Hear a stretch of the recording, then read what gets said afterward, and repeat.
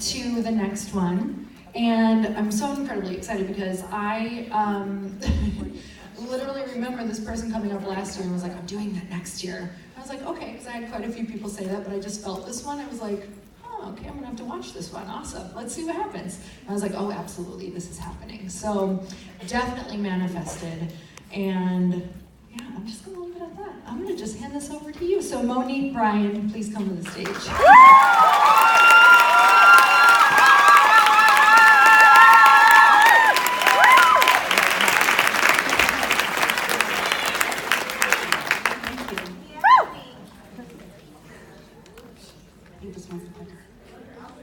Thank you. I'm already getting compliments.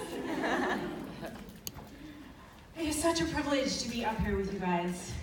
Seriously. So I'm about to say, I don't want you to judge me too harshly, because I'm going to make a very ignorant statement right now.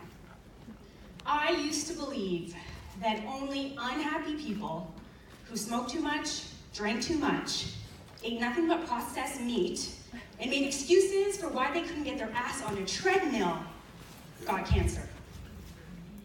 And come to think of it, the first time I even heard the word cancer was on this little show called Beverly Hills 90210. Yeah. You know the show? Yes. Okay, good. I didn't age myself. Okay, good.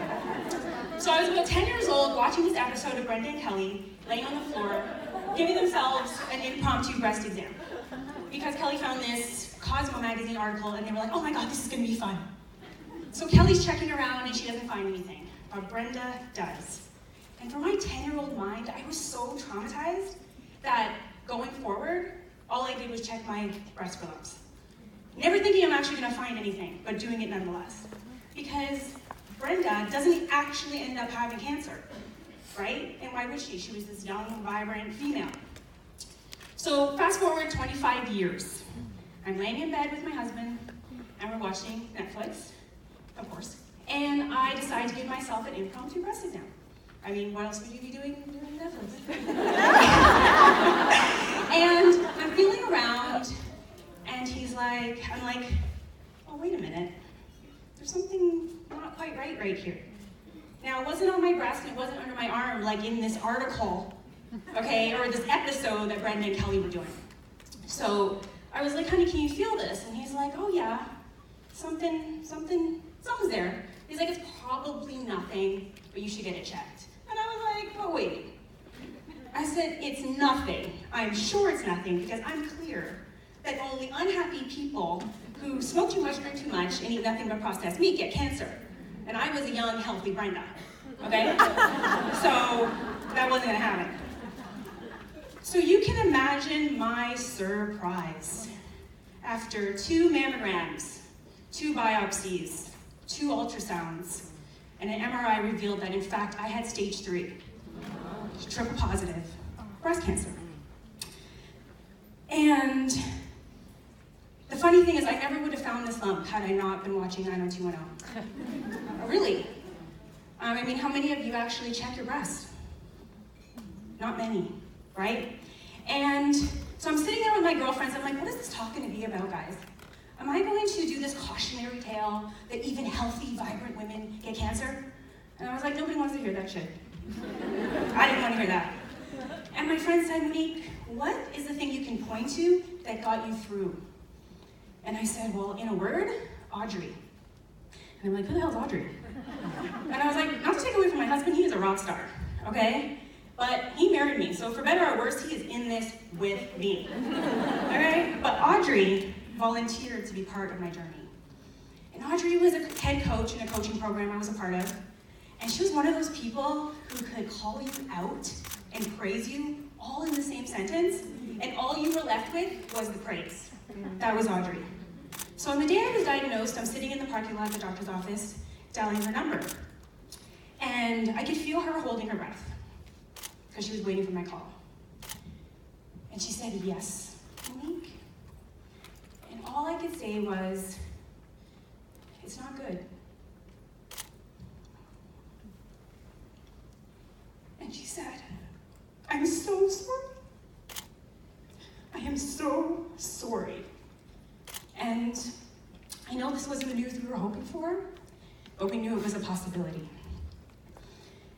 And all I could respond with was, but I don't want to lose my hair.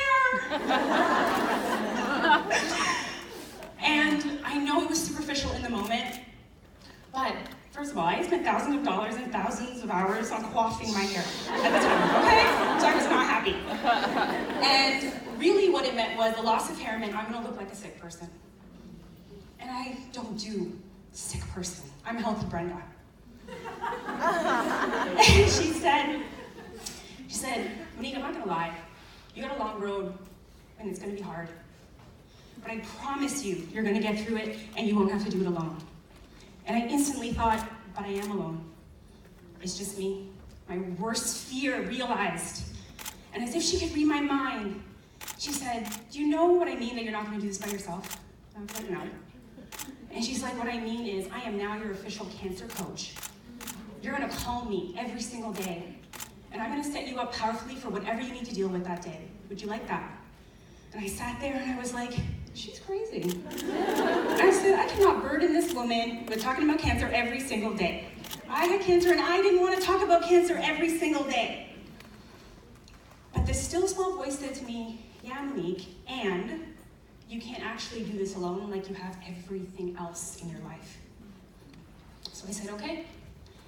And she said, I have one ask, and it's that you pay it forward one day, and you become an Audrey for somebody else.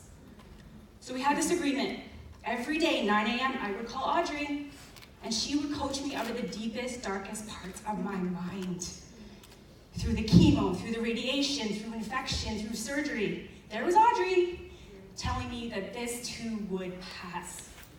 And she said, and I quote, Monique, when this is over, you're gonna go on to live a juicy, delicious life.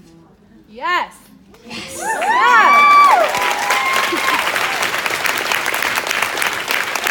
That was so inspiring to me. I was like, this torture will be over and I will go on to live a juicy, delicious life. So I didn't wait for it to pass to start being an Audrey for somebody else. I shared my highest highs, my lowest lows all over social media and connected with women all over the world who were alone. They didn't have a supportive partner or spouse, and none of them had an Audrey. So from that moment, I made a conscious choice. I don't do life alone, ever, any part of my life. So last year, when I heard on Lori's podcast about this thing called the Bliss Project, where women were getting together and investing their time and their money all in the name of finding tribe, I was like, that's where I need to be. So I called my BFF, Anjali, and I said, we are going to California. Pack your bags. And she did. She followed me to Bliss. And to say that the weekend was anything short of juicy and delicious would be an understatement. You guys know, you're here, right? But the moment I will never forget is on the Sunday when Lori stood on this stage, hand in hand with her tribe, with Lindsay and Danette and Christine and Tara, and she said, I am so blessed to play in this life with you. She said, it's because of you that I'm able to be who I'm supposed to be in this world.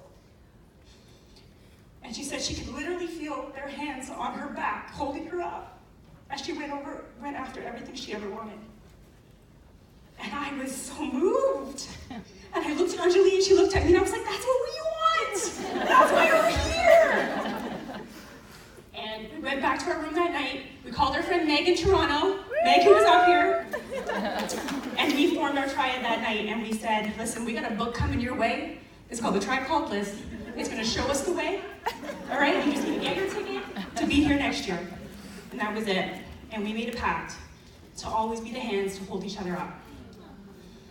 And so as I stand here, I not only have their hands on my back, but within 12 hours of hearing I was going to be on this stage, this manifested stage, they had booked their ticket, rearranged their schedules to be here with me.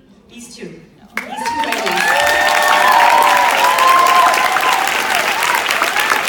That's tribe right there. And I'm not going to say it's easy. Listen, we got to work at tribe every single day. It doesn't just show up. But we made a conscious choice to always choose tribe over going at it alone. So I ask you, Are you building supportive systems around every part of your life? Are you putting in the work to make it happen? Are you searching out your Megs, your Angelis, and your Audreys? People who will hop on a plane at a moment's notice just to see you shine.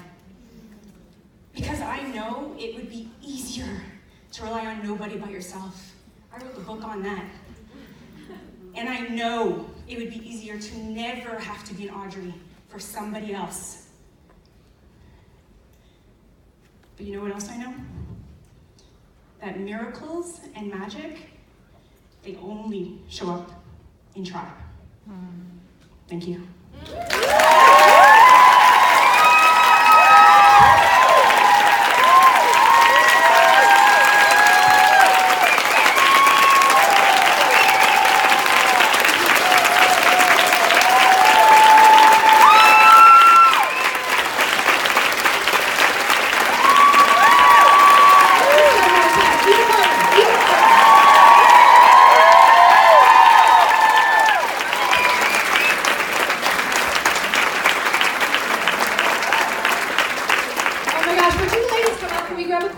Quick picture, actually. Do you guys mind if we do it? Oh, good. I'm so glad you're in the room.